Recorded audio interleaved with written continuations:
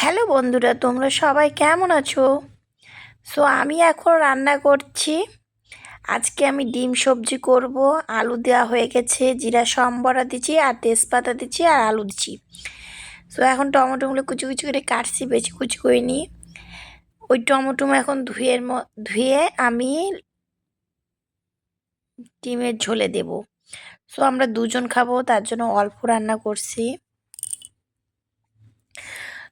আমি এখন পেঁয়াজটা দিয়ে আলুটাকে ভালো করে ভেজে নিলাম। তারপরে সব কিছু মশলা মনে হয় দিয়ে দেব। তোমরা দেখতে পাচ্ছ আমি অনেকক্ষণ ধরে কষালাম, যে এমনভাবে কষাইছি যে আমি নাড় দিয়েছিলাম, আলুটাই সিদ্ধ হয়ে গেছে, না সিদ্ধ হয়ে গেছে। আমি এক হাতে ভিডিও অন করছিলাম আর এক হাতে আমি সব কিছু করছিলাম।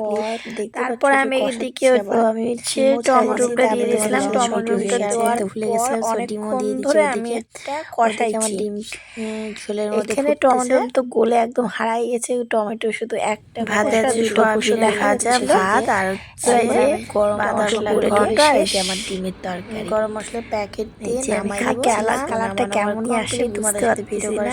এখন আমি খাবো কমপ্লিট। এইভাবে কষানো, এভাবে ফার্স্ট একটা ভিডিও করলাম, এর সাথে কষাতেই